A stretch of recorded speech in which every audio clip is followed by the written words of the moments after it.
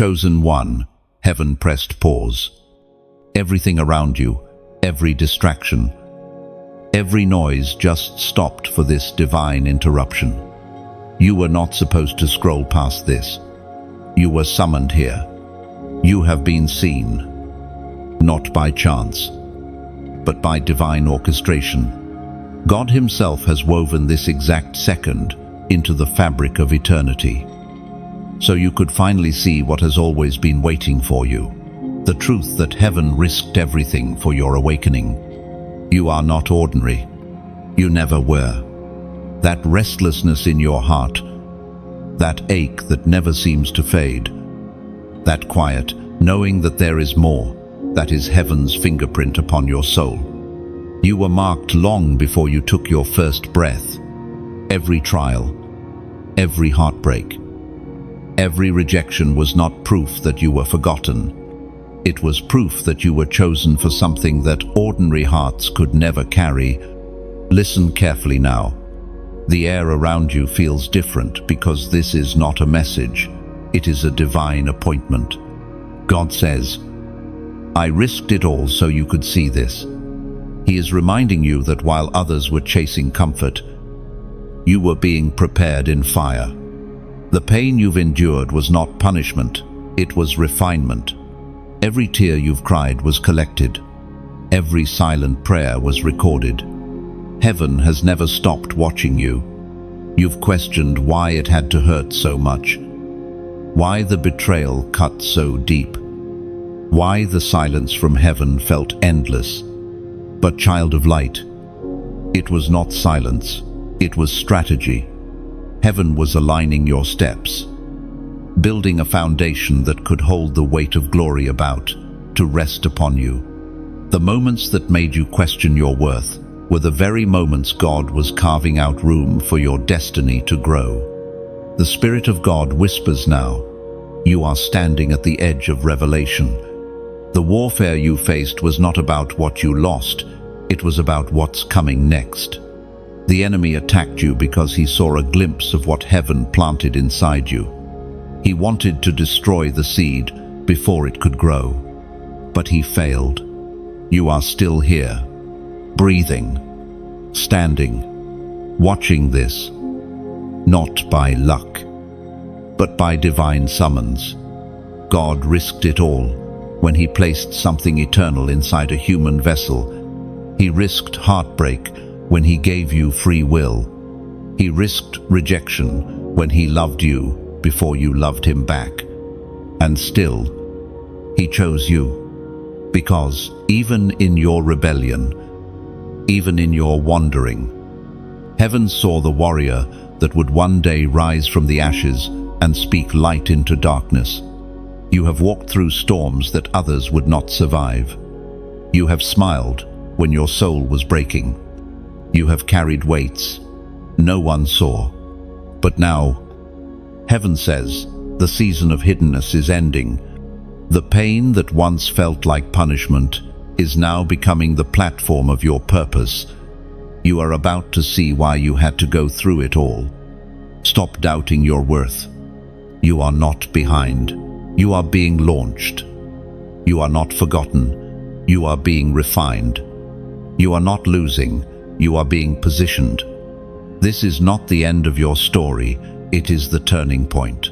Heaven wrote long before you were born. As Jesus Himself declared in the Gospel of Matthew, chapter 11, verse 28, Peace I leave with you.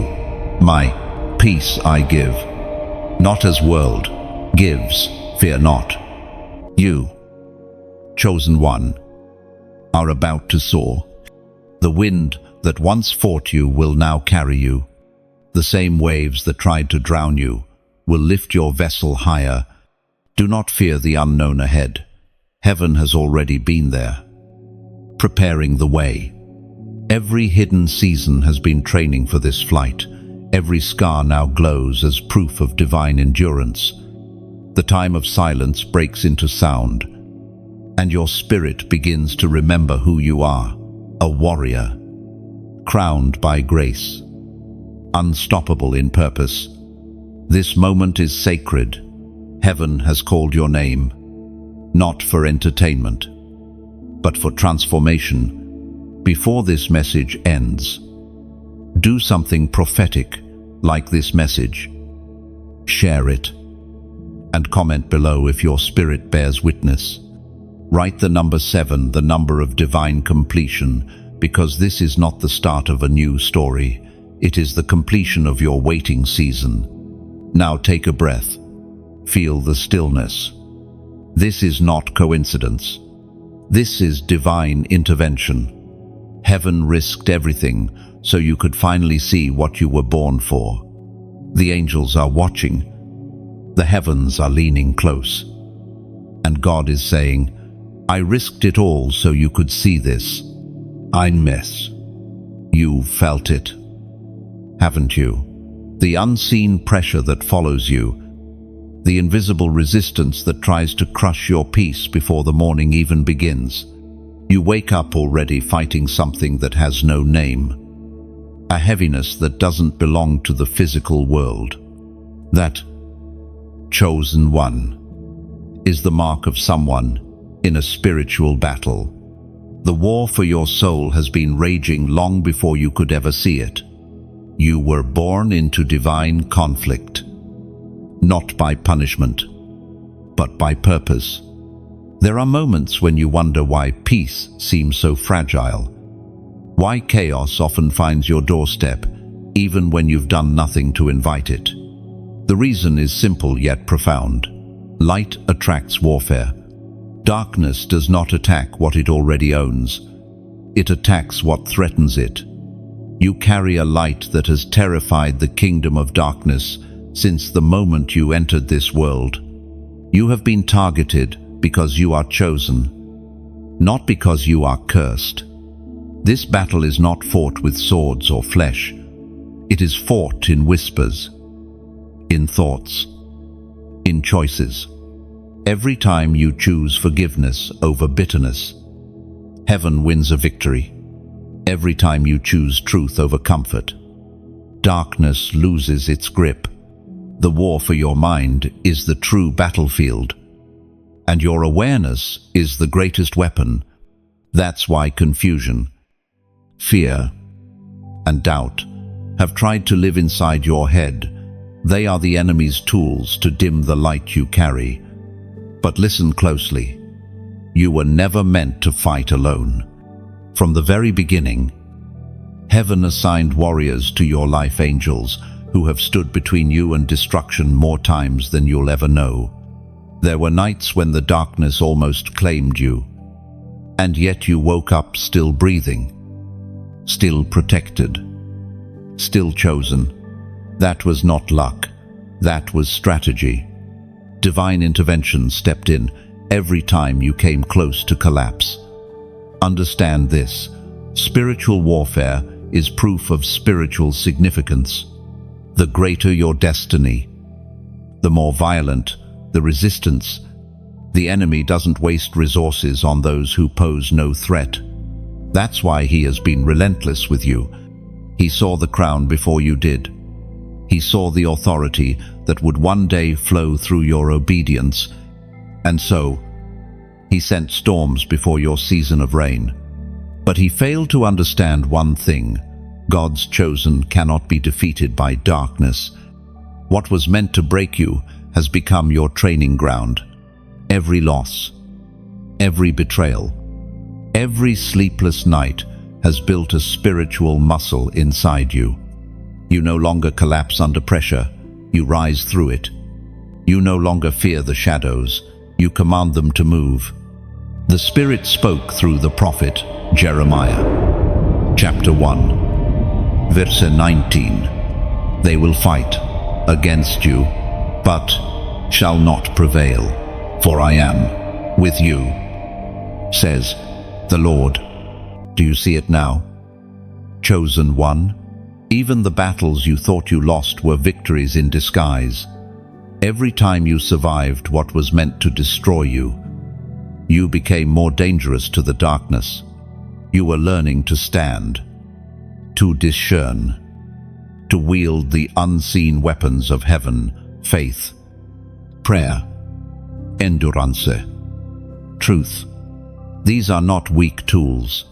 They are divine armory forged in your suffering. Sometimes you wonder why certain people could not stay, why relationships dissolved, why opportunities vanished. It was not random, it was war strategy. Heaven removes what weakens your defense. You were never abandoned. You were being repositioned. When God fights for you, He also fights through you. And that requires isolation, purification, transformation. You had to be separated to be sharpened. And now, look at you. You may not feel victorious, but you are still here, still standing, still breathing, still chosen. That is victory. Every time the enemy thought you'd quit, you rose again. Every time despair whispered, "It's over," faith whispered louder, "Not yet.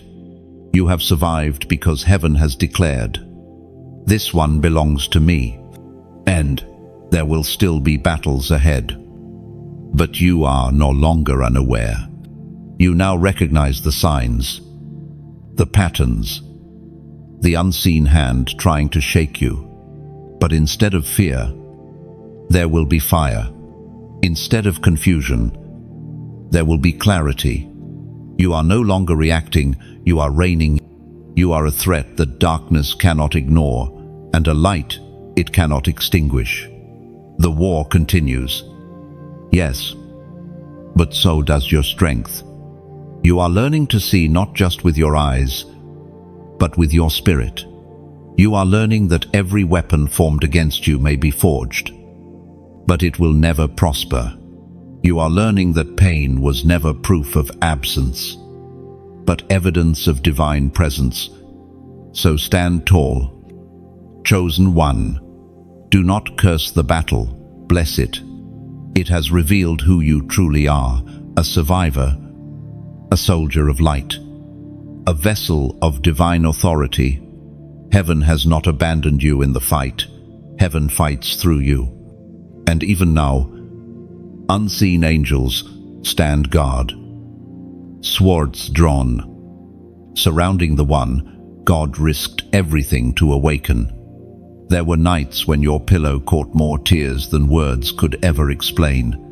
Nights when the world slept, and you lay awake wondering if heaven still remembered your name. You hid the pain behind your smile, showing strength to others, while secretly asking, "God, where are you?"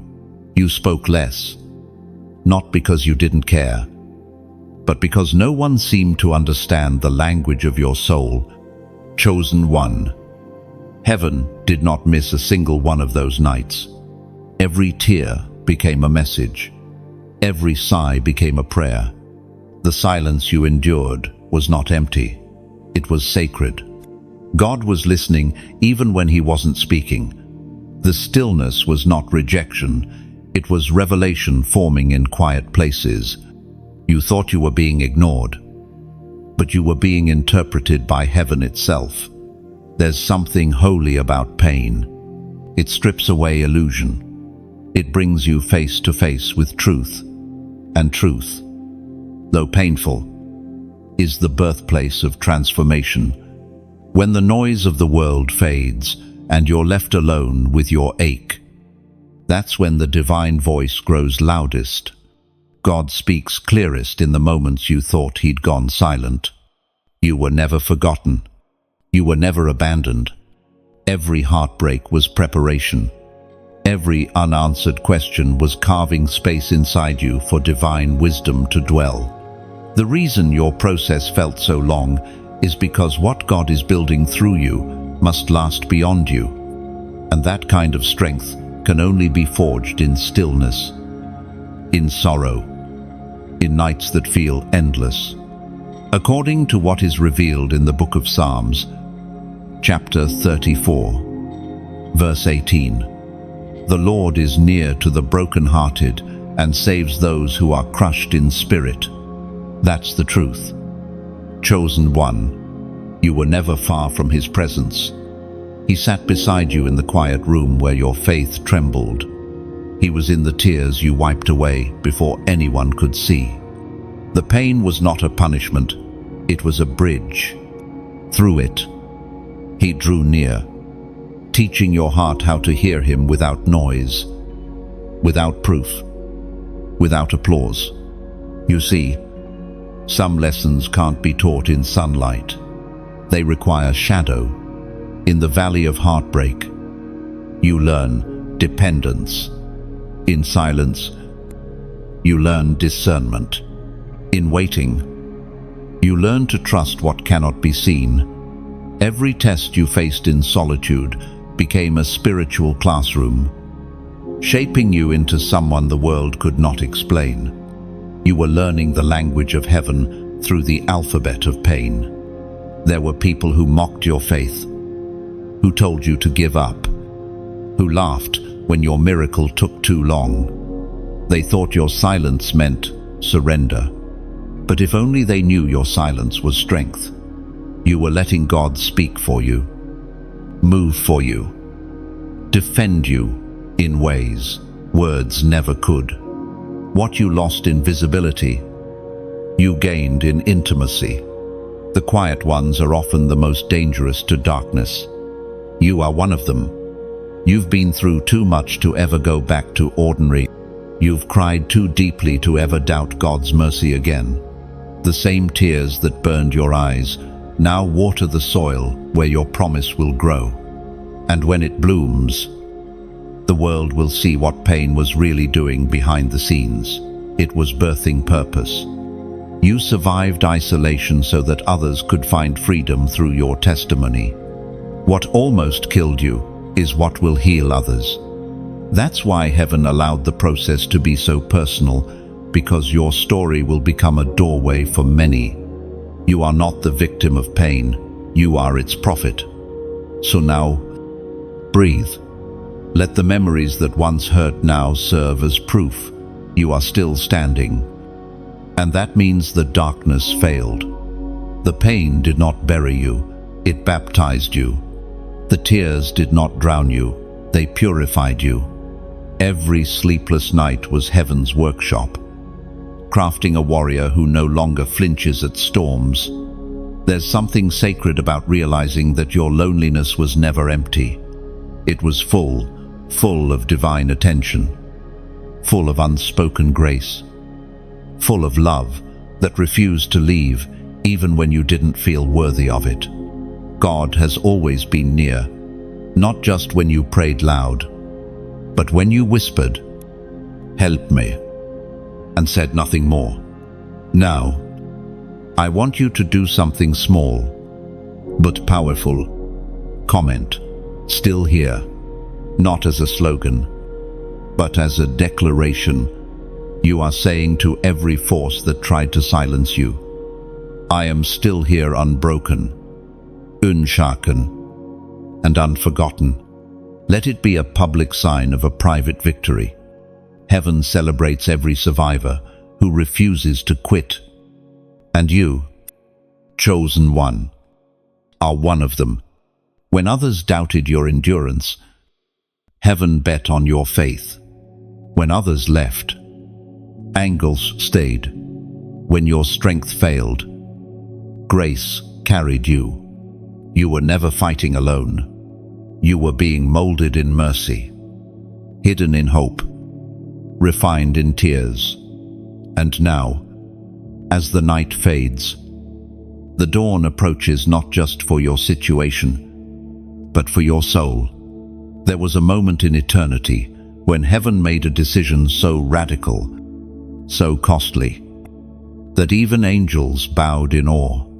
The creator of galaxies, the voice that spoke light into existence, chose to take the greatest risk of all, placing divinity inside the fragile form of humanity. That risk had your name written on it. God looked through time and saw you, saw your struggle, your doubts, your rebellion, your pain, and still said, "Worth it." All this is the mystery few ever grasp. Love always involves risk. To love someone who can reject you, to invest in someone who might walk away, that is divine courage. And that is what God did for you. He risked being misunderstood, denied, and betrayed just for the chance that one day your heart would turn toward him. Heaven knew the price. When the breath of life entered humanity, God knew that the same breath could one day curse him. When he formed your hands, he knew those same hands might tremble in fear or even raise in defiance. Yet he created them anyway. Why? Because perfect love does not operate in fear. It moves forward, even when pain is certain. The voice of God thundered in the book of Romans, chapter 5, verse 8. But God demonstrates his own love for us in this: while we were still sinners, Christ died for us. Think about that. Chosen one, while you were still doubting, still wandering, still breaking promises, heaven was already making the greatest one of all. You didn't earn his love, you inherited it. Before you could prove yourself worthy, he declared you valuable. Before you ever sought him, he was already running toward you. This was not a reckless act, it was a divine gamble of grace. The kind of risk only infinite love could take. God placed a piece of his own spirit inside vessels made of dust, knowing the cost, knowing the rebellion, and yet believing that love would one day win you back. That's not weakness. That's power wrapped in mercy. When Christ stepped into human form, heaven wagered everything. Divinity clothed itself in vulnerability. The infinite confined itself to time. The one who commands angels chose to walk dusty roads among sinners, heal the sick, touch the untouchable, and forgive the unforgivable. He risked rejection for redemption. He risked death for resurrection. He risked it all for you. You may not realize it, but your very existence is proof of divine faith. God believed in your potential before you even took your first breath. Every heartbeat inside your chest is heaven's echo of trust. Trust that one day you would see, believe, and become who you were created to be. The world may have doubted you, but heaven never did. When you failed, grace whispered, "Get up." When you turned away, love waited. When you forgot God, he remembered you. The risk he took was not wasted, because here you are, watching, listening, feeling the stirring in your spirit that says, "This was meant for me." That's heaven's reminder that his investment still stands. The cross was not just about forgiveness, it was about reclamation. God didn't risk everything just to rescue you.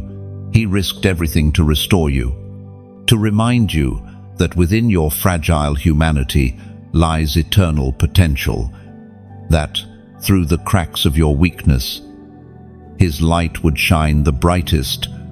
The world measures value by perfection. Heaven measures it by purpose. You were never expected to be flawless, only faithful. The fact that you still reach toward light, even after being hurt, proves that heaven's risk was not in vain. Every time you choose compassion over anger, faith over fear, grace over bitterness, you prove that love's gamble paid off. So, when you wonder if you failed too much, remember this truth. The one who risked it all for you already factored in your failures before he chose you. Nothing you've done disqualifies you from what he's destined for you. His love doesn't withdraw when you fall. It reaches deeper. Chosen one. The divine risk was never about testing your worth. It was about revealing His nature. A love that risks everything to save even one soul is not fragile, it's fierce. It's the kind of love that refuses to quit, even when wounded. The kind that keeps giving, even when unreturned. You are not just loved. You are proof of love's audacity.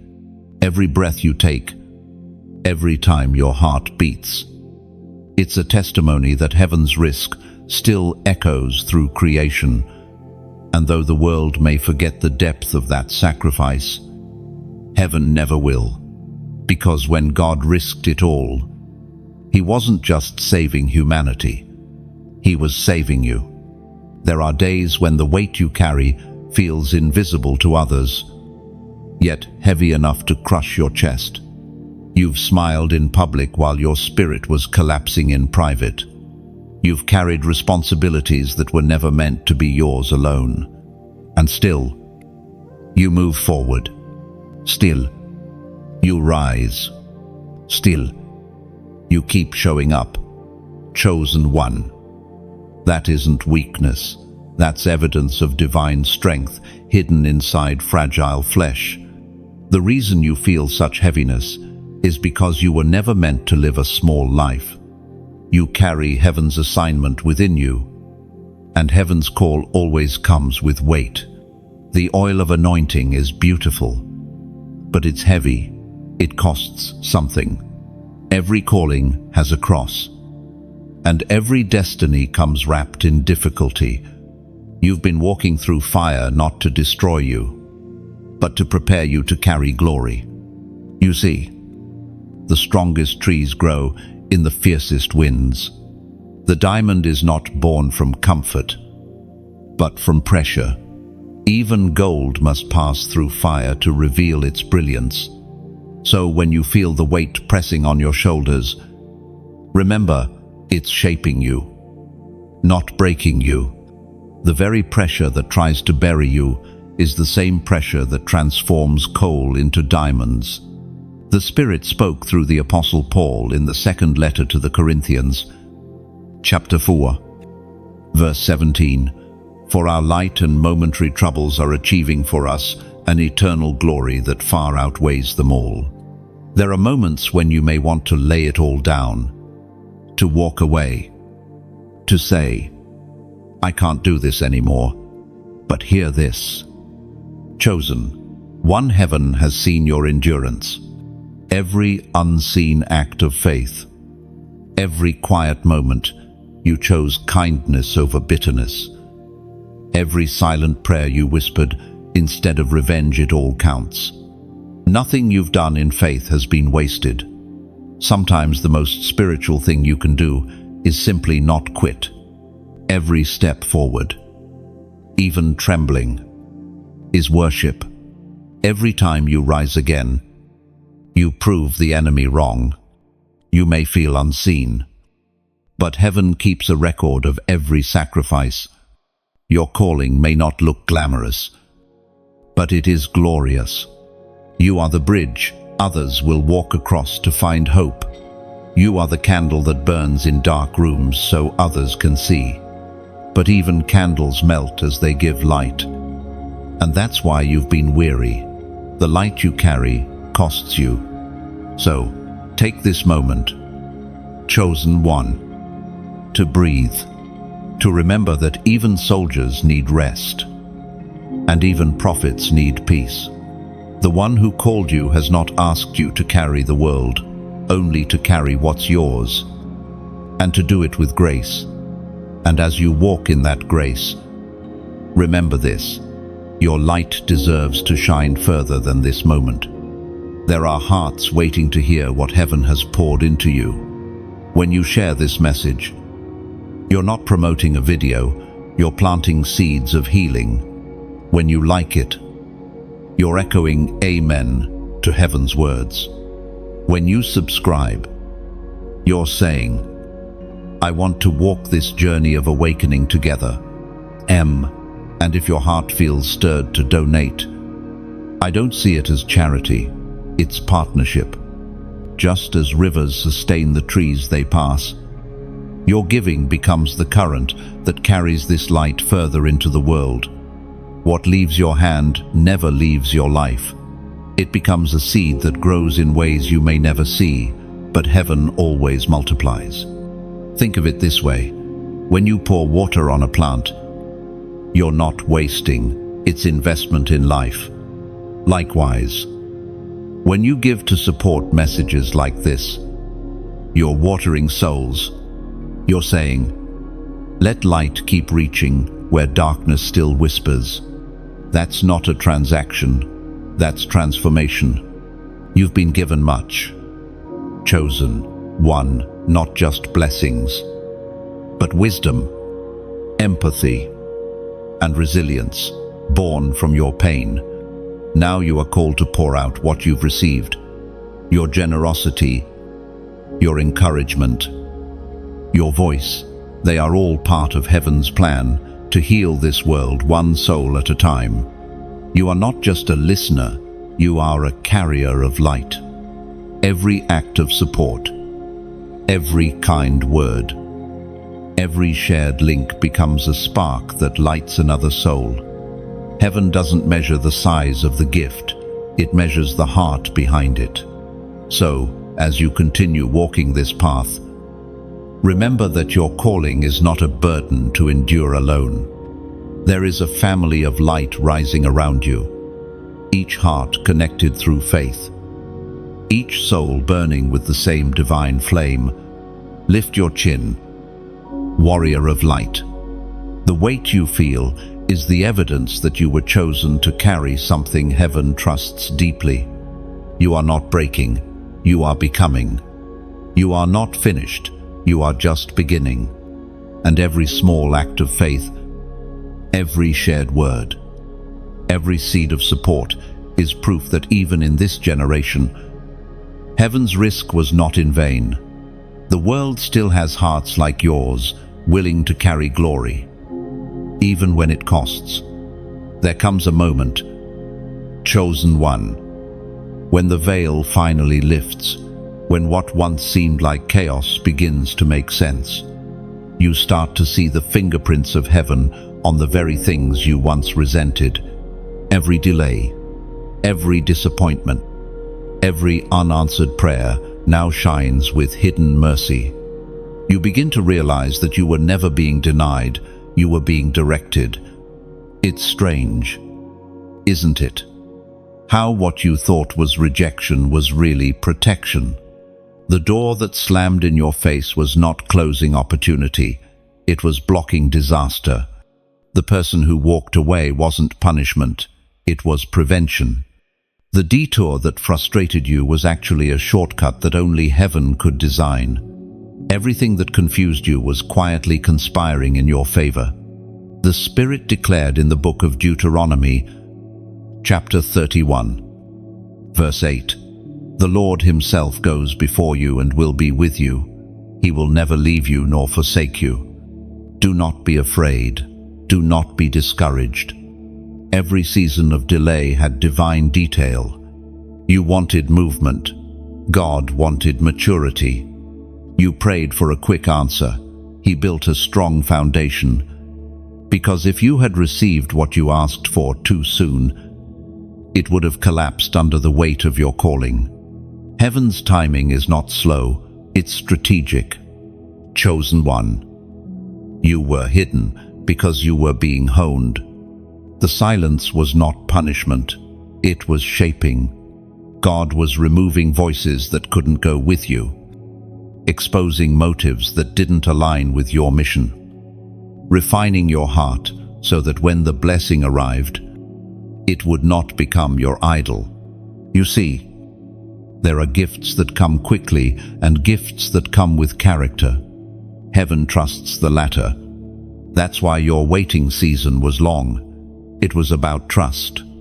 Not God trusting himself, but God trusting you. Could you handle blessing without forgetting the blesser? Could you hold success without losing humility?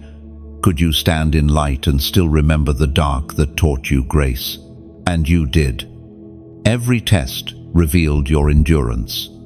Every pause refined your patience. Every not yet deepened your faith. Heaven has been quietly watching your obedience in obscurity, preparing to reward you openly. You thought nothing was happening, but everything was. Now, as the fog begins to clear, you start recognizing divine patterns in your past. That heartbreak redirected your heart. That failure redirected your focus. That delay saved your destiny. Every moment was a brushstroke in a masterpiece only heaven could see from above. You were never forgotten. You were being staged. Heaven doesn't rush purpose. Even stars take time to appear in the night sky. Your breakthrough was not delayed. It was being developed. And now, as revelation dawns, you feel something stirring, a peace that surpasses understanding. The pain that once haunted you now makes sense. The rejection now looks like rescue. The silence now sounds like strategy. God didn't abandon you. He upgraded your perspective. You will soon look back on this season and realize that what you lost was never meant to stay. The people who left couldn't carry the next version of you. The doors that closed were too small for what's coming. Heaven was not taking things from you. It was making room for you. This is the moment of revelation, the divine unveiling, where all the fragments begin to align into one picture. You are about to see why it had to happen this way. The weight you've carried wasn't a curse. It was the proof of your calling. And now, chosen one. Heaven whispers, it's time. The season of confusion is ending. You will begin to see the purpose behind the pauses, the beauty in the breaks, and the meaning in the mess. What once hurt will now heal others through you. What once felt like loss will soon feel like legacy. So, right now, if your spirit feels this shift, if you sense heaven confirming what your heart already knows, write this as your prophetic act of agreement. Comment the number 1111, not as a superstition, but as a symbol. 1 represents alignment. 4 ones in harmony represent heaven and earth aligning over your destiny. When you type 1111, you're declaring, I'm in alignment with what heaven has prepared. You're saying, my waiting wasn't wasted. You're telling every power of darkness, my vision is clear now. I see what God was doing. And your obedience has brought you to the threshold of revelation. The pain had purpose. The delay had direction. The silence had strategy.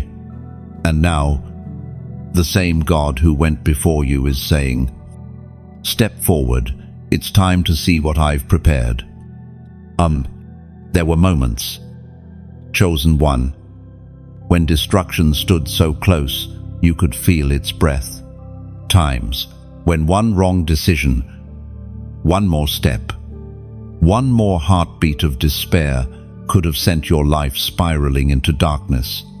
Yet somehow, without understanding how you made it through, you turned left when you could have turned right, paused when you almost acted in haste, stayed when you wanted to run. You call it instinct, but heaven calls it intervention. Every almost in your story carries proof of divine interruption. You almost gave up, but something whispered, not yet. You almost went back to what broke you, but something stronger pulled you forward. That was not coincidence. It was divine mercy standing between you and destruction. Heaven has been editing your story in real time, deleting disasters you didn't even know were written in the margins. The Spirit spoke through the psalmist in the book of Psalms, chapter 91. Verse 11, for he will command his angels concerning you to guard you in all your ways. Think about that for a moment. There are angels assigned to your life. Guardians whose sole mission is to keep you alive until every divine purpose written for you is fulfilled. They have stood in the invisible gap between you and danger, redirecting accidents, closing doors that would have led to ruin, silencing words that could have destroyed you. Every time you were delayed, it was protection disguised as frustration. Every time a relationship ended suddenly, heaven was pulling you from a snare you couldn't see. Your life has been shaped by unseen mercy. The things you lost were often the very things that would have lost you. The opportunities that slipped away were traps dressed as blessings. Every no from heaven carried the echo of a greater yes waiting in the distance. What you thought was rejection was redirection. What you saw as delay was deliverance. Chosen one. You've been protected from yourself more than from your enemies. There were choices you were not ready to make, paths you were not strong enough to walk. Heaven, in its tenderness, stood between you and your own impatience. There were doors you kicked in prayer to open, and when they didn't, you wept. But if you could see what was behind them, you would fall to your knees in gratitude for the unanswered prayers that saved your life. You have lived through what others didn't. You have survived what statistics said you wouldn't. And it wasn't because of chance. It was because heaven said, "Not this one. Not yet. There's still work to be done through your hands. Still words that only your voice can speak. Still lives, waiting for your light to reach them." The protection over you has always been prophetic preservation for purpose. There's a moment in every warrior's life when they realize they've been fighting battles not just for themselves, but for others. You were preserved because your survival carries impact. The strength you've gained through narrow escapes will become guidance for those still wandering. Your testimony will become the evidence that grace is not a myth. Do you remember the times you narrowly missed disaster? The accident that didn't happen? The wrong crowd that suddenly turned cold toward you? The job that fell through just before you found something better? These are not coincidences. They are coordinates of divine strategy. Heaven has been steering your ship through unseen storms, keeping your soul from shipwreck. Sometimes, protection doesn't feel like peace. It feels like loss, disappointment, or delay. You see only the closed door. Heaven sees the cliff just beyond it.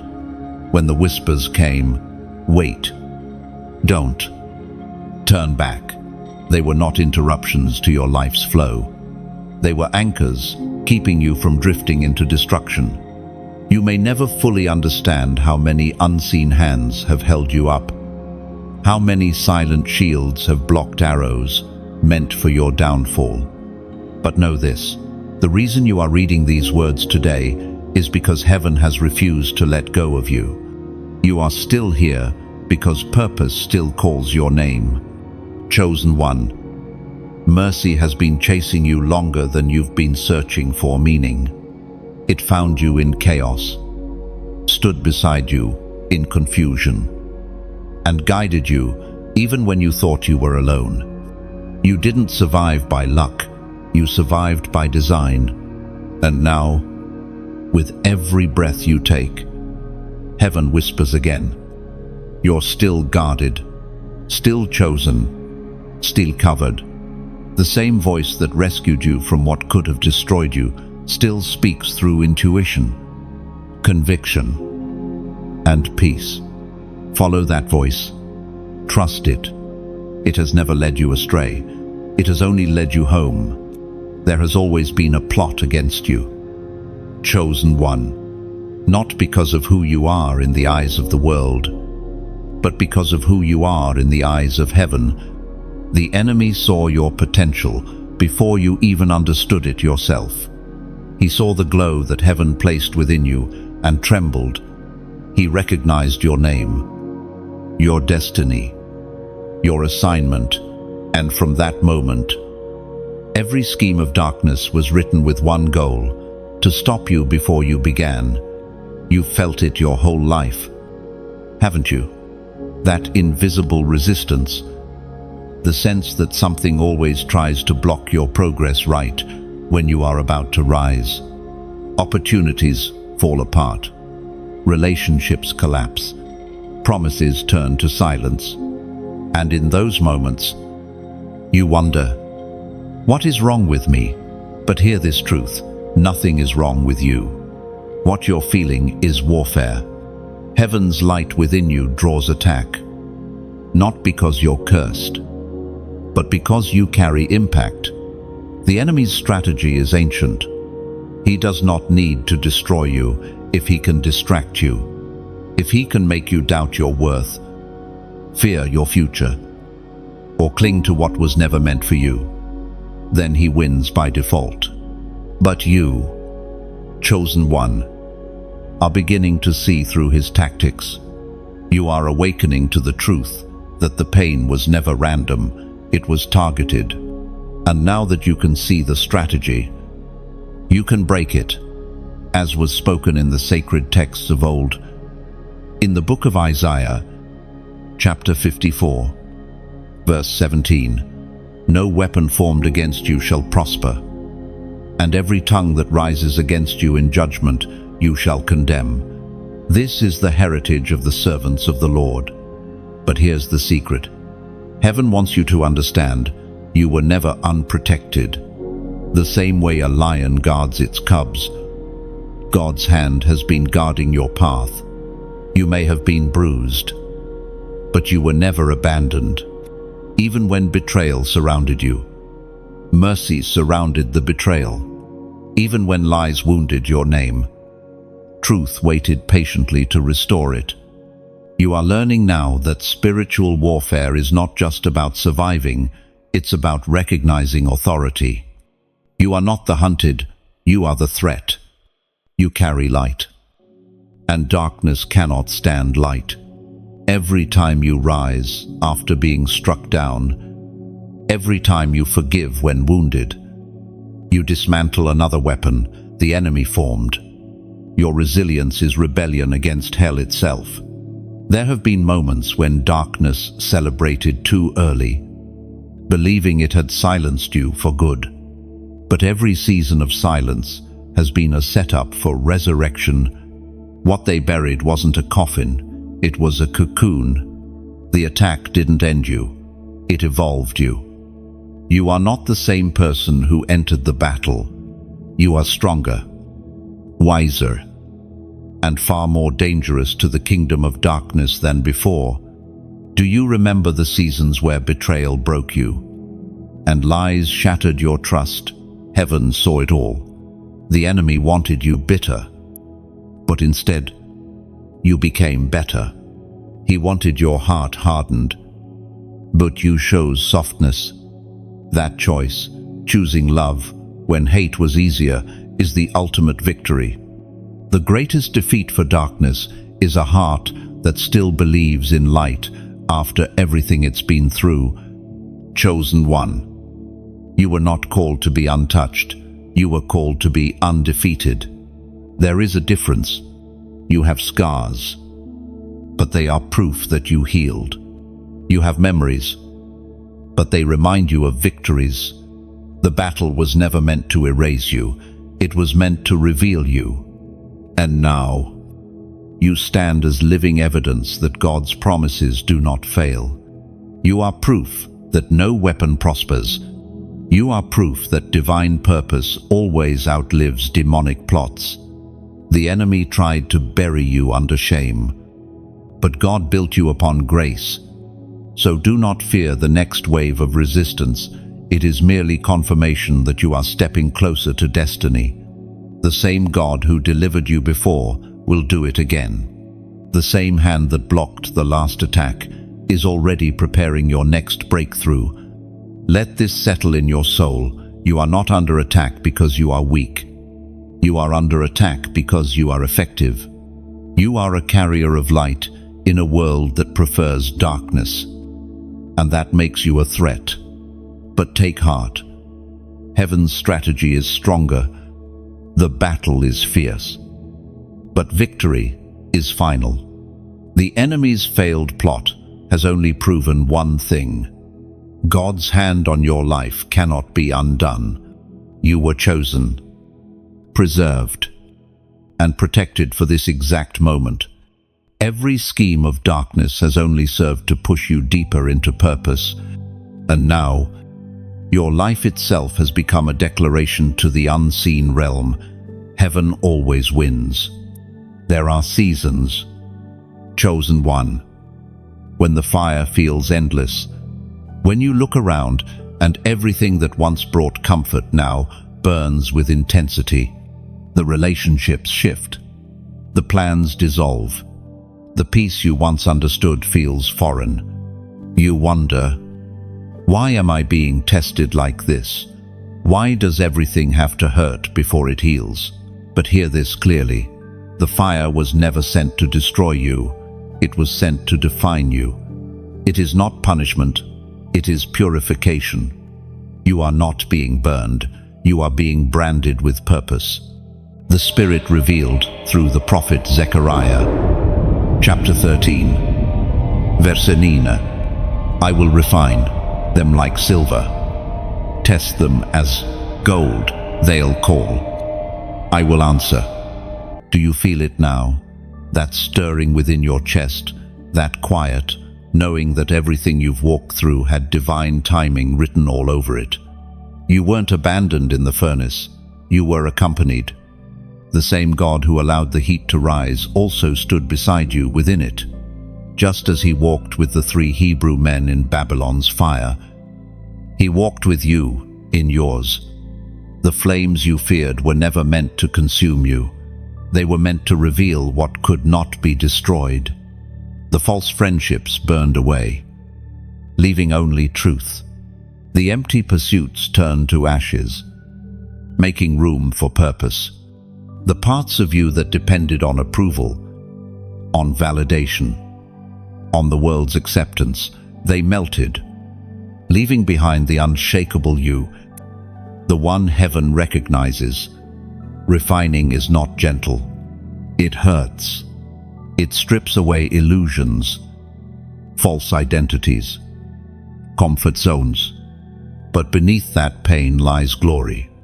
When silver passes through fire, its impurities rise to the surface. The refiner doesn't panic. He patiently skims away the dross until he can see his reflection in the metal. That's what heaven is doing with you. Every painful moment has been pulling up what doesn't belong, so that, in the end, God's reflection shines through your life. You may ask, why me? Why this much?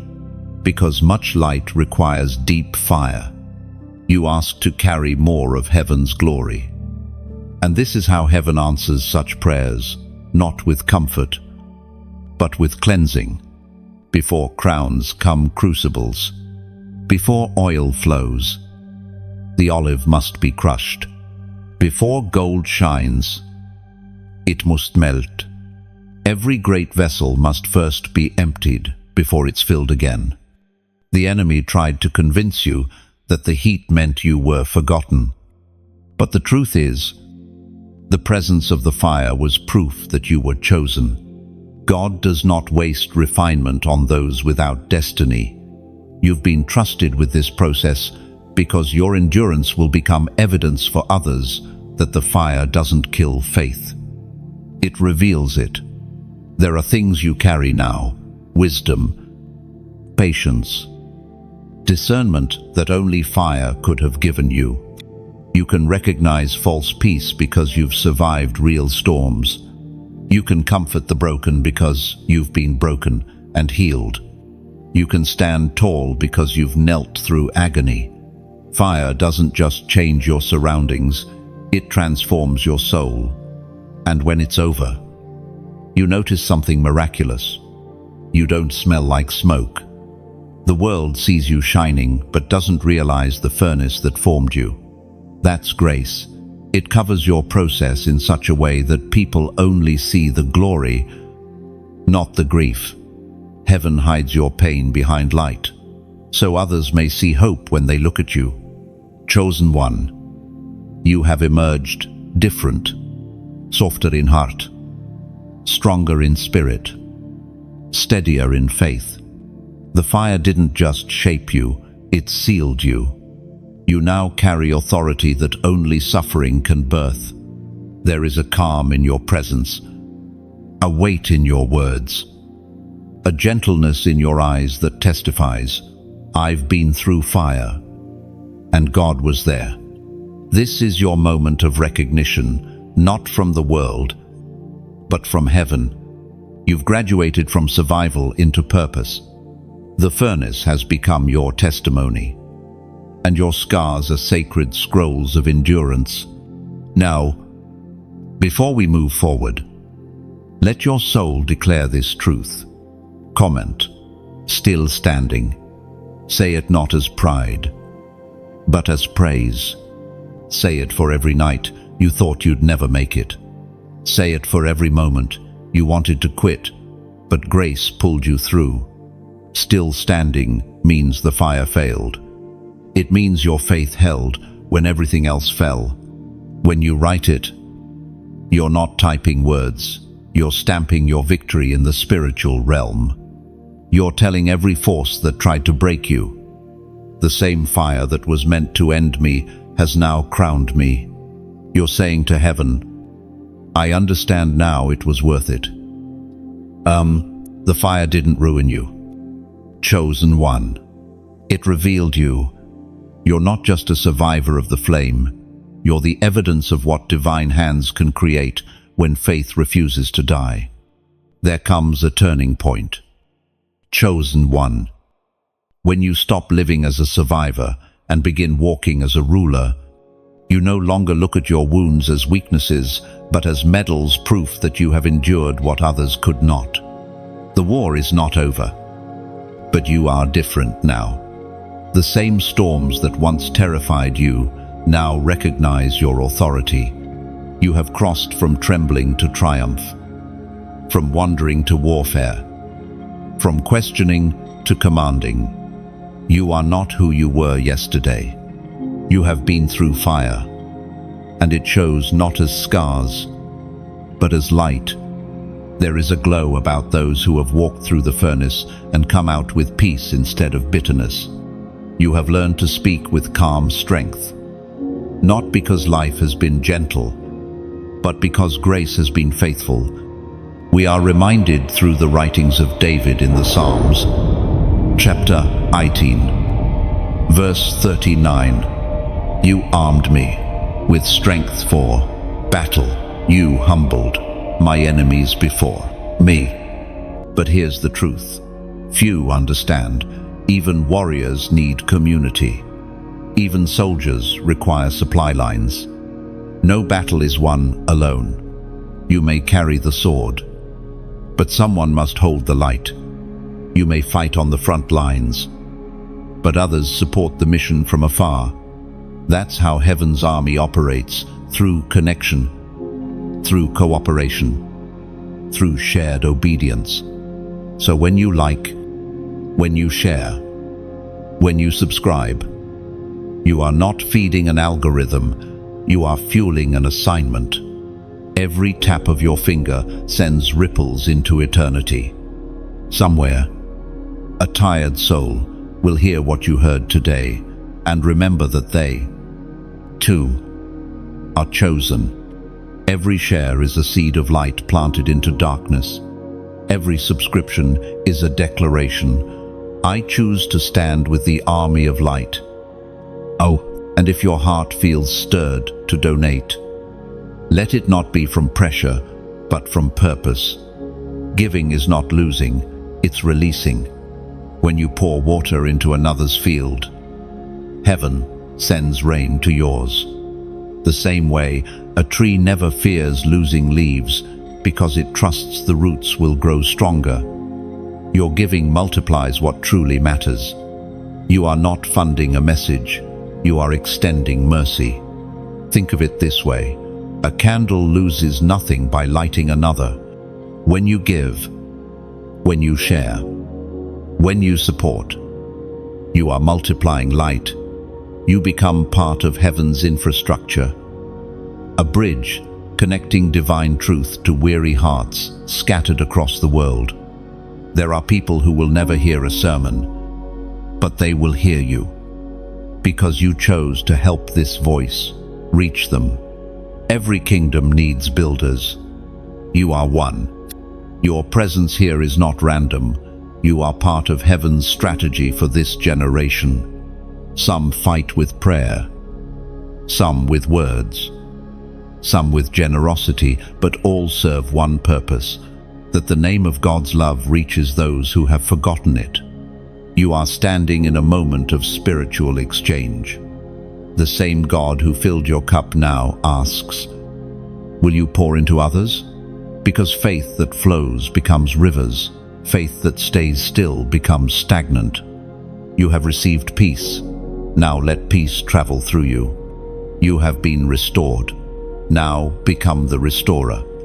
And as you do, chosen one. I know this. Heaven notices every act done in sincerity. Every seed sown in faith is recorded in light. When you lift another soul through your support, you are building altars of remembrance in heaven's record. The reward is not always seen in coins or comfort. It is seen in legacy and light. You are more than a listener. You are a co-laborer. You are part of something sacred, a revival disguised as a conversation, a movement carried through faith-filled hearts around the world. The time of silence has passed. The warrior in you is awake, equipped, and empowered. The world may not understand your strength, but heaven recognizes your sound. You carry the roar of resilience and the whisper of wisdom. Every breath you take echoes with the declaration, I am chosen for this. So, as you move forward, take this moment not as an ending, but as ignition. Let your action, your support, your voice, your generosity be the torch that lights another's path. The same fire that refined you now becomes the flame that guides others home.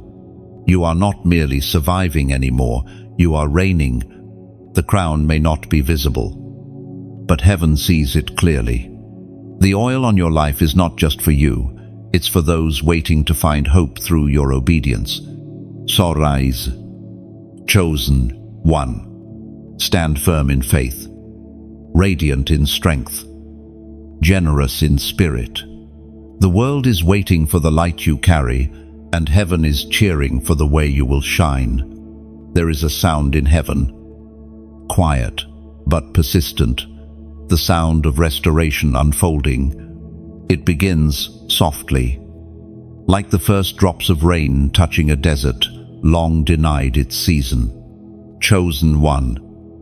That sound is for you. You are entering the time where what was taken will be returned, where what was delayed will be delivered, where what was broken will be rebuilt stronger than before. This is not wishful thinking. It is divine justice in motion. Restoration is not simply receiving back what was lost. It is receiving it back multiplied. The God you serve does not restore to the original state. He restores to overflow. He returns what was stolen. But he also redeems the time that was wasted. The years that seemed barren were never truly empty. They were incubation for the miracles about to come forth. Heaven speaks clearly through the words in the book of Joel. Chapter 2, verse 25. I will restore to you the years that the locust has eaten, the great locust and the young locust, the other locusts and the locust swarm. My great army that I sent among you. God is not merely repairing what was broken, He is rebuilding it with better materials. The old structures, relationships, dreams, habits, even parts of your identity were not strong enough for where you are going, so they had to fall. But what comes next will not be fragile. It will be built on truth, cemented in faith, and designed to endure. Do you remember the times when you cried over what you lost? The friendships that faded without explanation? The opportunities that slipped away? The moments when life seemed unfair? Those weren't losses, they were divine transactions. Heaven was trading temporary comfort for eternal purpose.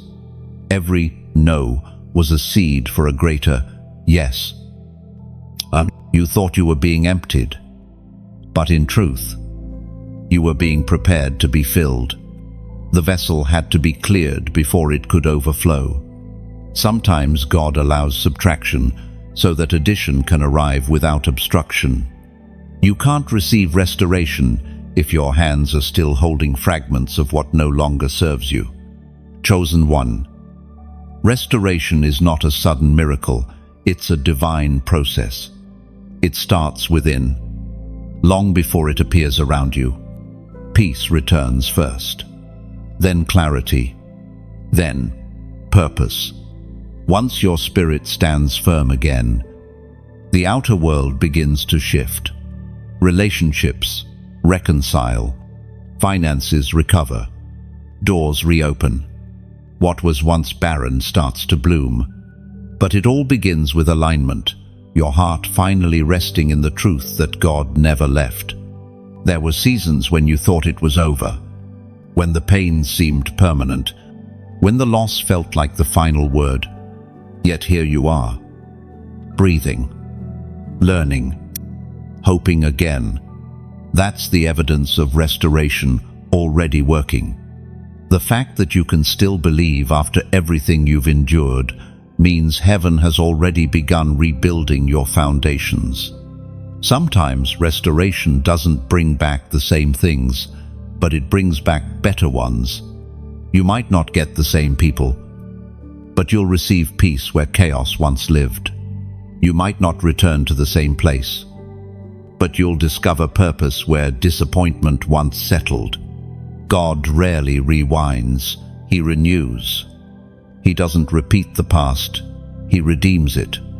Every time you forgive, you unlock another layer of restoration. Every time you bless what once broke you, you accelerate your healing. You're not losing dignity by releasing the past, you're gaining destiny. Restoration begins the moment you stop chasing what left and start trusting what's coming. Heaven's promise is this: nothing truly meant for you can be lost. It might delay, detour, or disguise itself, but it will return transformed, refined, and radiant. The hand of God never restores halfway.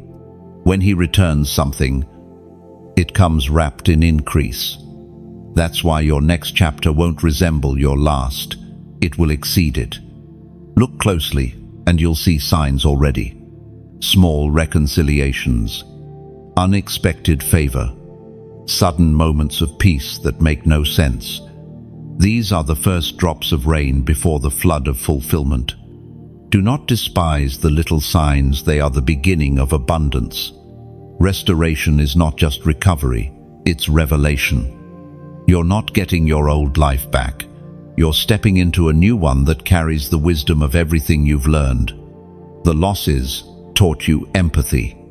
The waiting taught you patience. The heartbreak taught you discernment. These are treasures the enemy can never steal again.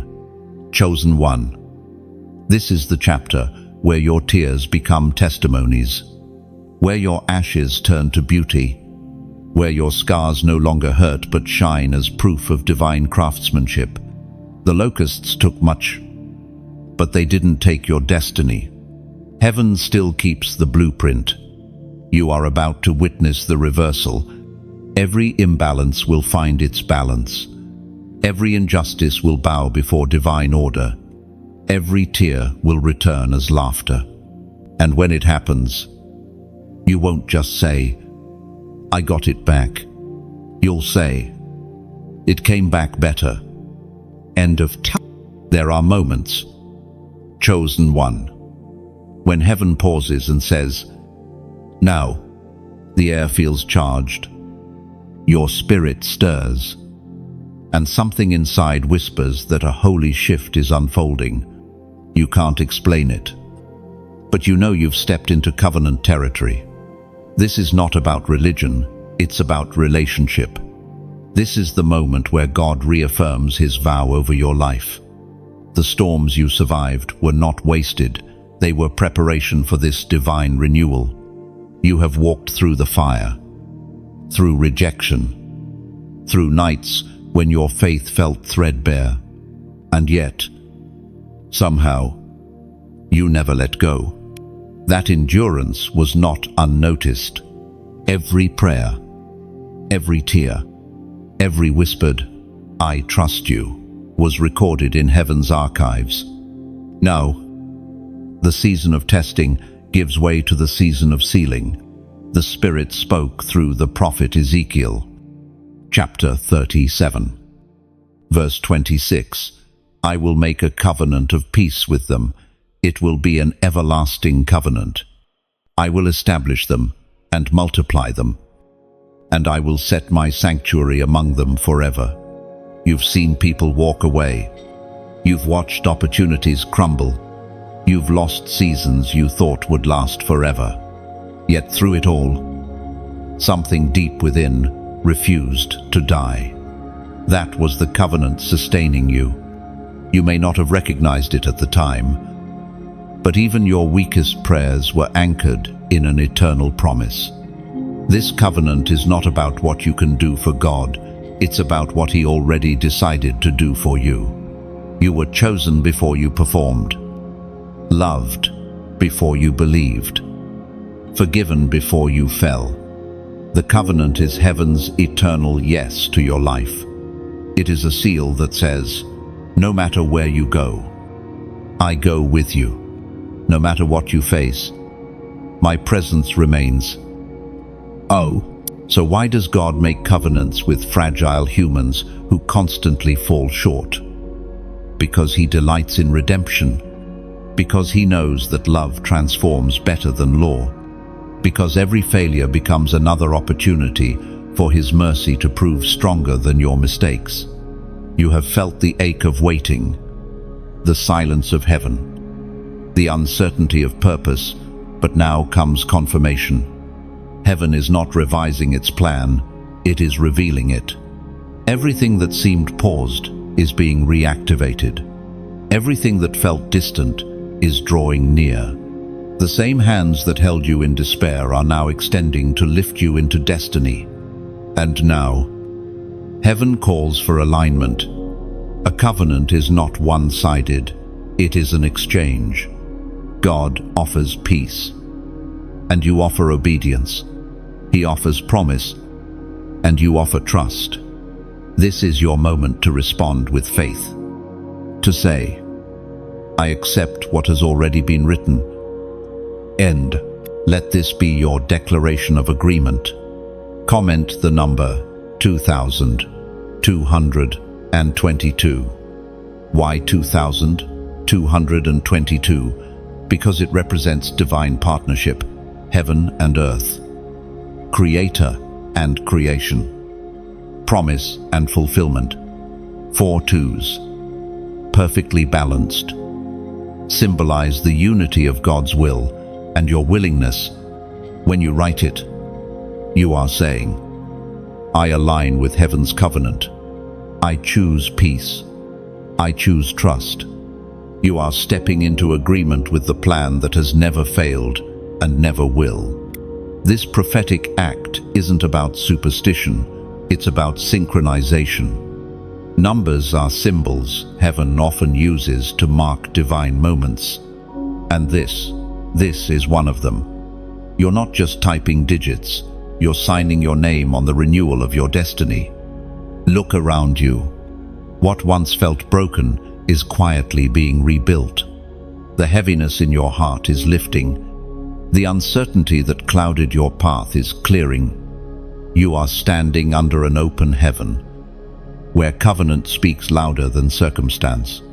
The Spirit of God is saying, peace is now your portion. You don't have to chase it, it's finding you. You don't have to beg for love, it already belongs to you. The covenant ensures that even your mistakes will lead you closer to mercy. You are not trying to earn favor. You are awakening to the favor that never left. The days ahead may still bring challenges, but you will not face them as before. You are not a wanderer anymore. You are a covenant carrier. Wherever you go, divine companionship goes too. When you step into a room, peace steps in with you. When you speak, heaven listens.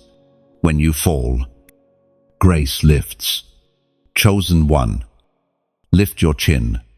The dust of yesterday's pain cannot cling to the light now rising on you. The covenant stands unbroken. God has not changed his mind about you, and he never will. The same love that pursued you in weakness now crowns you with strength. From this moment forward, walk as one who knows they are sealed, guarded not by chance, but by covenant. What heaven has decreed, no power of darkness can undo. What was promised will come to pass, and when it does, you will know this was the covenant all along. In every generation, there is a remnant, a group of souls who refuse to let the flame of truth die. They walk differently, speak differently, carry an authority that cannot be explained by human logic. They are the ones marked by heaven, set apart long before the world ever knew their names. Chosen one, you are part of that remnant. You are not random. You are one of the crowned ones. You have been through storms that were never meant to be survived by human strength alone. You've endured attacks meant to silence your voice before it could find its rhythm, yet you still stand, not as a victim, but as a vessel. The crown you carry is invisible to men, but visible to heaven. Every scar has become part of your coronation. Every wound is now woven into your authority.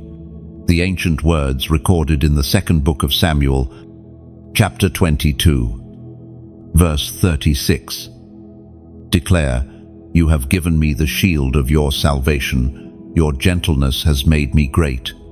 You are one of them. You are being raised not to dominate, but to demonstrate. Demonstrate what it looks like when heaven inhabits a human life. The glory that rests upon you is not for display, but for transformation. Wherever you walk, light will follow, not because you demand it, but because you carry it. There's a reason you were misunderstood. Those around you could sense something different about you long before you could explain it yourself. You didn't fit in because you were never designed to. The world calls it being strange. Heaven calls it being set apart. You were separated not for shame, but for significance. The crowned ones don't seek thrones, they serve from them. They know that to rule is to love. To lead is to kneel. To shine is to endure darkness without losing warmth. You've learned these truths in secret places, through tears and trials. Every hardship became a lesson in leadership. Every delay became a classroom where patience was your teacher and grace your graduation. When heaven crowns someone, it's not with jewels, but with responsibility. The oil that falls on your head carries both honor and weight. It demands purity of heart, clarity of purpose, and constancy of faith. And yet, this oil is what makes you unstoppable, not because you're fearless, but because you trust, even when afraid. Chosen one. You are entering a new season 1, where you won't need to announce your calling. Your presence will speak for you. The light around you will shift rooms before you utter a word. People will be drawn not to your talent, but to the peace that follows you. That peace is evidence of your crown. But remember this, the crowned ones are never crowned for comfort. They're crowned for conflict. Their purpose is to enter dark places and turn them into sanctuaries. You are a carrier of change, a messenger of mercy. The world needs your fire, but it also needs your tenderness. You are called to be both flame and fountain, thunder and whisper. There will be moments when you'll feel the weight of that responsibility, when your crown feels heavy. In those times, don't ask for it to be lighter. Ask for your shoulders to be stronger. Heaven never gives a calling without the grace to carry it. You were built for this. Every challenge you overcame was strength training for the glory now resting upon you. The crowned ones do not seek validation, they seek vision. They are not distracted by applause because they live for assignment. You are learning to listen more than you speak, to discern more than you decide. This maturity is what separates the chosen from the called. Many are called, but few are refined enough to wear the crown without losing their humility. And humility, dear chosen one, is your armor. It will keep your heart clean when honor comes. It will remind you that every crown belongs first to the one who placed it. The glory you carry is borrowed, and yet heaven delights in seeing it shine through you.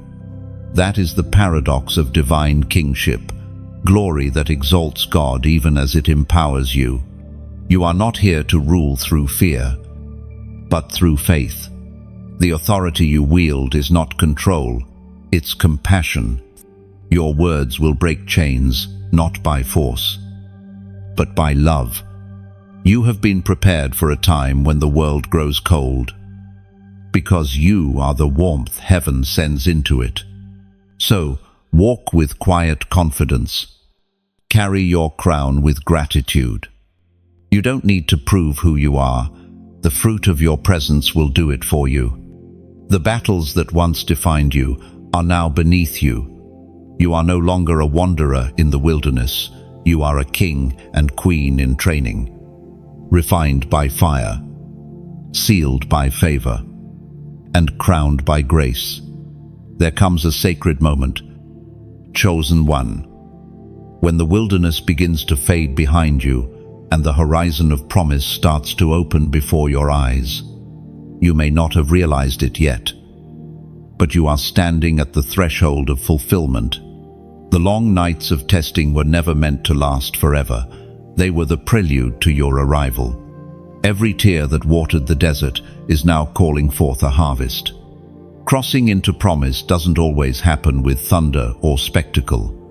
Sometimes it begins quietly, in the subtle shift of the air, in the calm certainty that something within you has changed. You are no longer running after what you once chased.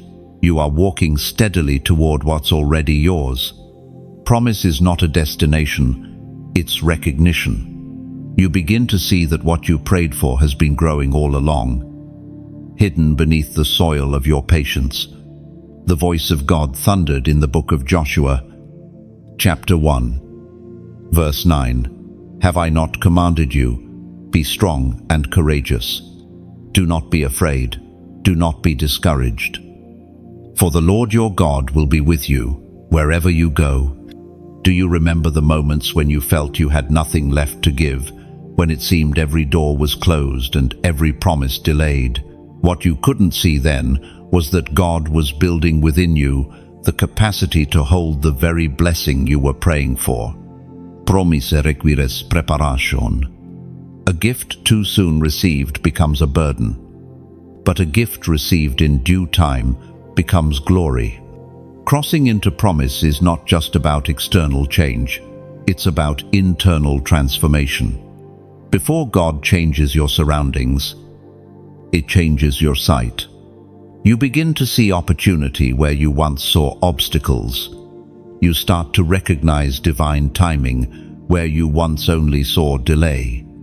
The same desert that felt like punishment now looks like preparation.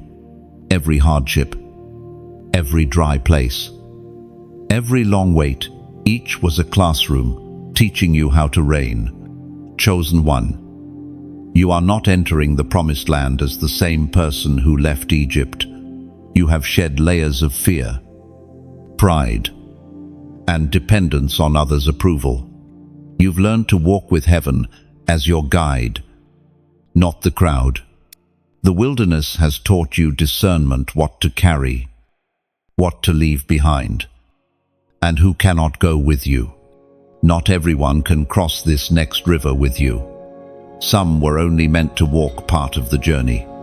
Their season in your story was valuable, but temporary. Let them go with peace. Promise doesn't require resentment. It requires release. The ones meant for your next chapter will find you on the other side of obedience. When Israel crossed the Jordan, it wasn't just geography that changed. It was identity. Slaves became heirs. Wanderers became warriors. They carried no map but faith, and no guarantee but God's word. You are doing the same now. Heaven is not asking for perfection, only for trust. The river before you may look deep, but it's already parted under your faith. There is a peace that comes when you realize you don't have to force what's divine. You don't have to manipulate outcomes or beg for favor. The promise will meet you when your posture is readiness, not restlessness. What is meant for you cannot be taken from you. It can only be delayed until you're prepared to receive it.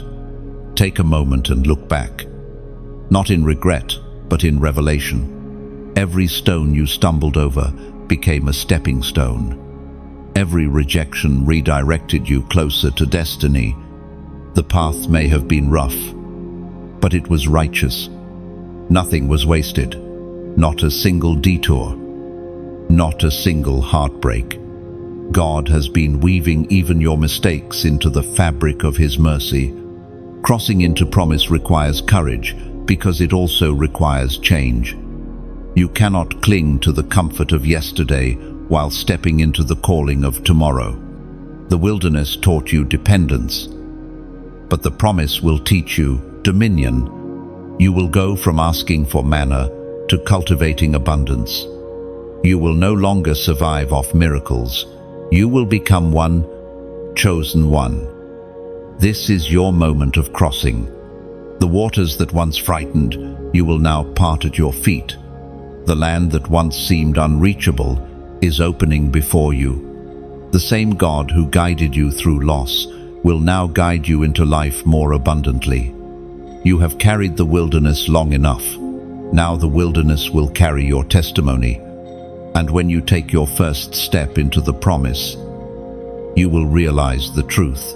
It was never about the destination, it was about transformation. The journey changed you, refined you, revealed you. You are no longer the one who left in fear. You are the one who returns in faith. The promise was always waiting, but now, finally, you are ready to inhabit it. There comes a time, chosen one, when your story stops being just about you, when the strength you've gathered, the tears you've cried, and the lessons you've learned become lifelines for others who are still walking through the storm you survived. You've crossed rivers and walked through fire, but now, heaven calls you to turn around to reach back for the ones still struggling in the dark. You are no longer the one searching for hope. You are now the voice that carries it. This is the call to the multitude.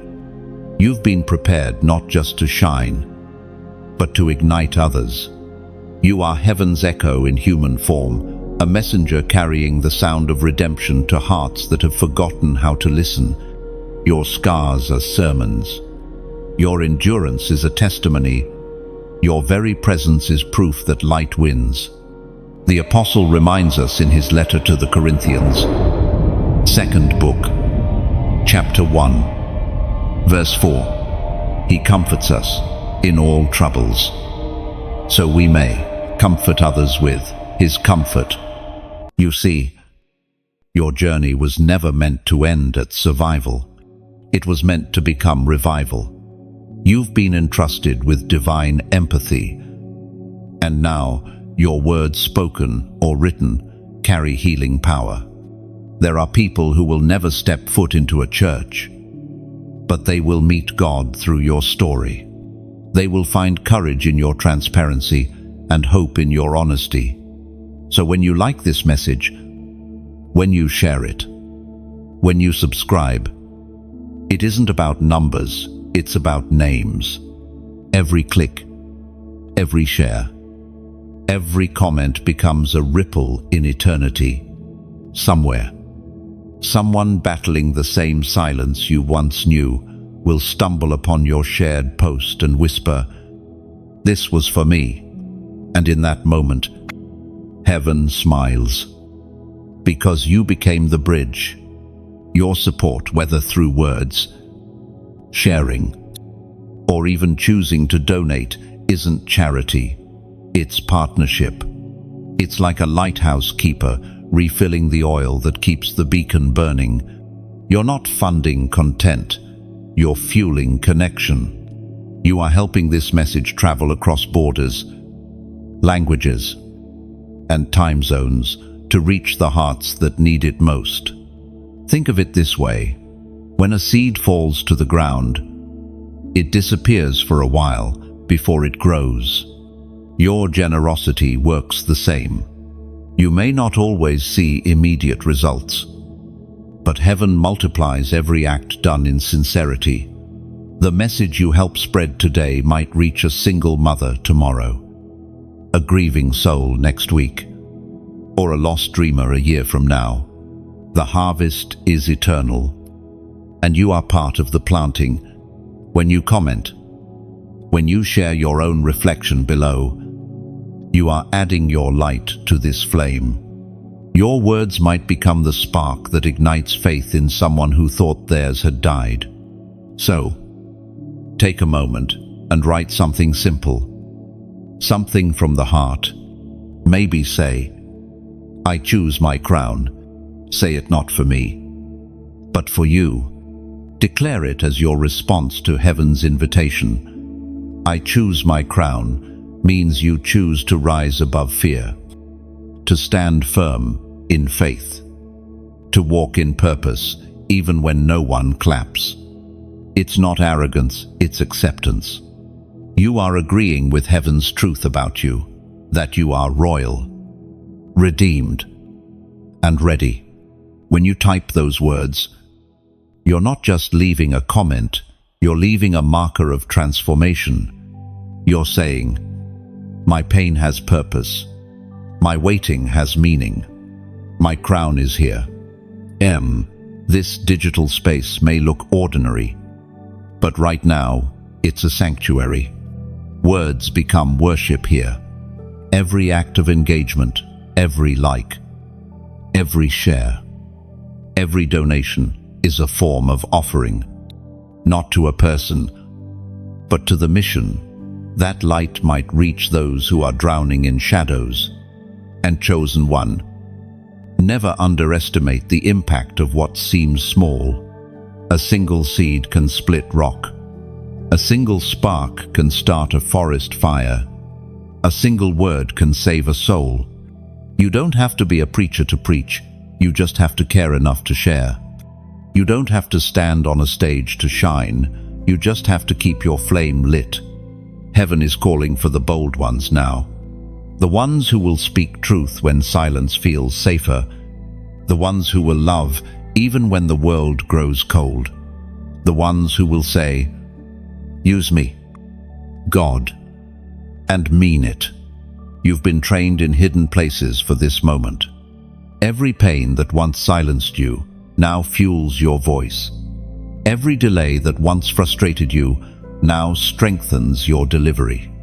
You are not just another voice online. You are a divine echo, carrying the frequency of heaven. And every time you amplify this message, you're joining a movement of restoration disguised as community. So, chosen one, take this message and multiply it. Let it travel beyond you.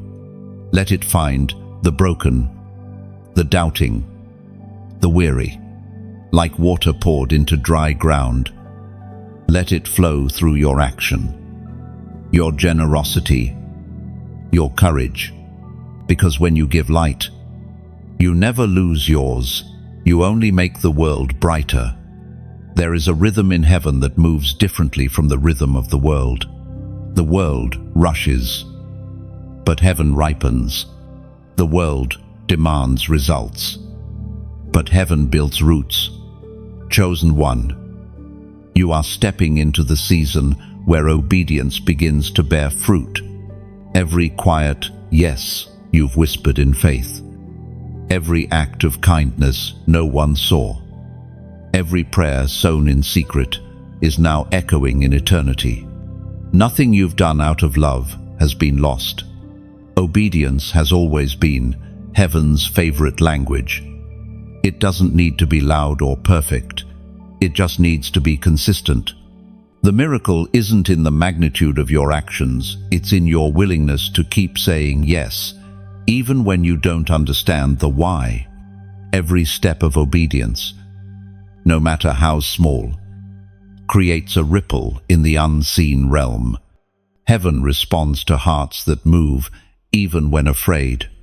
The ancient words in the book of Galatians, chapter 6, verse 9, remind us, let us not grow weary in doing good, for in due time we will reap if we endure. Do you see it now? Every moment of faithfulness was planting something. You may not have noticed it growing, but heaven did. While you were crying, seeds were germinating. While you were waiting, roots were spreading. Obedience always produces, even when it feels like nothing is happening. Chosen one, think back to the moments when you felt the nudge to forgive, to release, to stay kind in the face of cruelty. Those were not small acts. They were spiritual revolutions. Every yes you gave broke something in the unseen world. Every time you chose love instead of bitterness, heaven recorded it as victory. You may not have noticed it, but the darkness that used to whisper lies about your worth has grown silent, because obedience silences accusation. And here's the mystery of divine reward. The blessing does not chase noise. It follows alignment. When your spirit aligns with heaven's will, what is yours finds you naturally. You don't have to strive for what obedience attracts. Doors begin to open because obedience turns keys. People find you because your purpose begins to emit light. What once required effort now flows with ease because your life is synchronized with divine rhythm. You have learned that obedience isn't about rule following, it's about relationship. It's about trusting the voice of God even when it leads you through valleys. It's about believing that the same hand that prunes also protects. Obedience doesn't always feel rewarding in the moment, but it always becomes revelation in hindsight. You've been refined into someone who no longer obeys for blessing, but obeys because of love. That shift is what makes heaven smile. Love is the purest form of obedience. It's choosing to follow, not out of fear of consequence, but from gratitude for grace. Every yes you've spoken in faith has been writing chapters in someone else's deliverance story. You may not realize it, but your obedience has ripple effects that reach farther than you can see. The peace you carry now is the fruit of another's past obedience, and the peace others will find tomorrow will be the fruit of yours today. This is how heaven builds its kingdom, through willing hearts that simply keep saying yes. Sometimes obedience looks like staying when everything in you wants to leave. Sometimes it looks like silence when you want to defend yourself. Sometimes it looks like stepping forward when you have no map. These moments are not wasted, they are sacred. The road of obedience is narrow because it leads directly to glory. You've also learned that obedience doesn't remove struggle, it redeems it. Pain still comes, but it no longer controls you. Fear still whispers, but it no longer rules you. You begin to notice that even your suffering begins to serve you, shaping your perspective, refining your character, deepening your compassion. This is the glory that follows obedience. It's not always visible, but it's undeniable. It's the strength to face tomorrow without fear. It's the clarity to see miracles in mundane places. It's the joy that refuses to fade, even when circumstances don't cooperate. Chosen one. Your obedience has built a legacy that heaven honors. You've proven that faith isn't about seeing results, but about trusting the process. You've shown that even in the dark, you can walk straight because your steps are guided by divine light. Now, look around you. The seeds you planted are sprouting. The tears you sowed have become rivers of refreshing. The harvest you longed for is not far off. It's unfolding even now. You are not waiting for breakthrough, you are standing in it. Every act of obedience has converged into this moment of grace. This is the glory that follows your yes. And the best part, it's only the beginning. There is a hush in heaven when purpose meets revelation, when the one who was once broken finally understands the reason behind every fracture. Chosen one. This is that moment. The long journey, the countless tears, the silent nights, they have all led you here. You stand now in the light of realization. God risked it all so that you could finally see. Heaven's gamble was never about whether you would fail. It was about whether love could awaken you. And now, as the story unfolds, you realize love won. Every detour, every heartbreak, every season of waiting was not an accident. It was heaven's greatest rescue plan, wrapped in disguise. The risk was real, but so was the reward. The apostle reminds us in the letter to the Romans, chapter 8, verse 32, "He who did not spare his own son, but gave him up for us all, how will he not also, along with him, graciously give us all things?" And now, that eternal risk has become your revelation. You see what once was hidden, that the story was never about your failure, but about his faithfulness. The reason you survived what should have destroyed you is because heaven's hand never let go. The reason you still feel that quiet pull toward hope, even after everything, is because the same love that risked everything for you refuses to withdraw. You are standing in the middle of grace's masterpiece. The brushstrokes, you once hated the moments of pain. The shades of sorrow were all necessary for the contrast that makes the light shine brighter. Without the shadows, you would never have recognized glory. Without the silence, you would never have learned to hear the whisper, "Chosen one." God's risk was never reckless. It was intentional. He saw the world collapsing under the weight of its own pride and still chose to plant you in it, not as a spectator, but as a spark. You are part of heaven's answer to humanity's ache.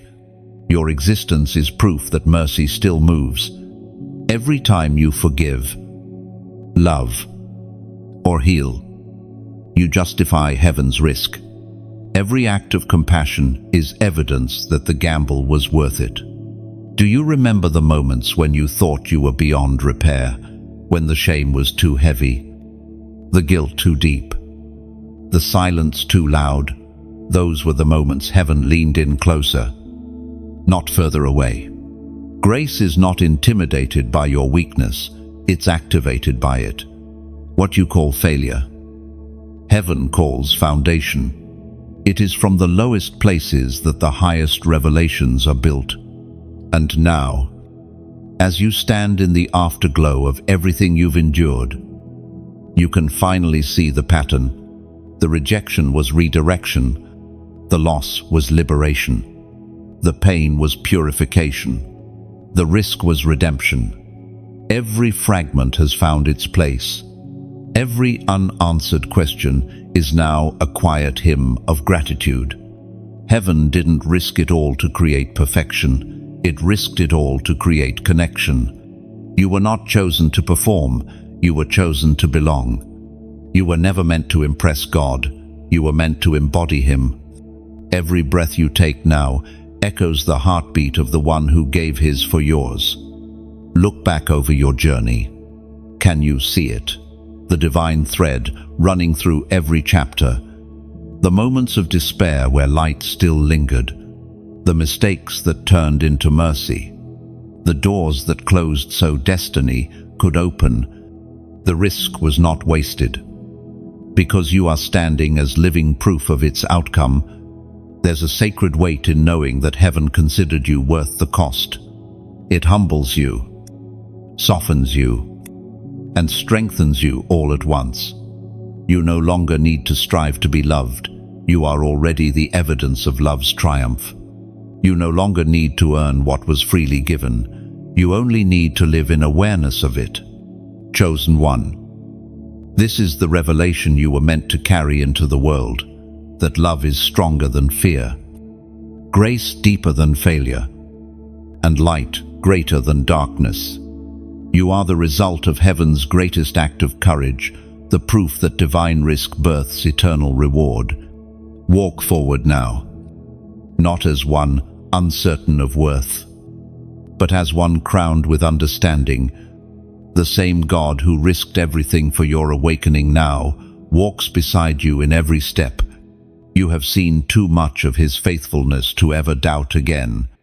The story ends not in tragedy, but in triumph.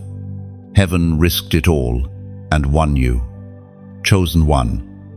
If these words have found their way into your heart, it's because heaven intended them to. You didn't arrive here by chance. You were led here, guided step by step to remember who you are and why you were called. Every line you've read, every truth that stirred inside you, was heaven whispering, you were worth the risk.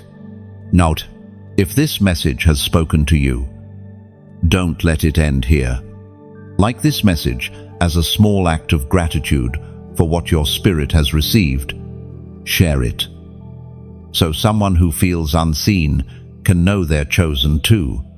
Comment below something simple, maybe, "I receive this," as your declaration that the words didn't just pass by, they planted roots.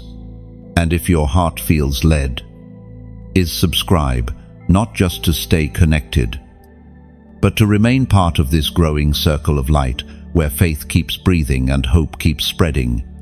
Every click, every comment, every gesture keeps the flame alive. Together, we become the echo of heaven's heartbeat in a weary world.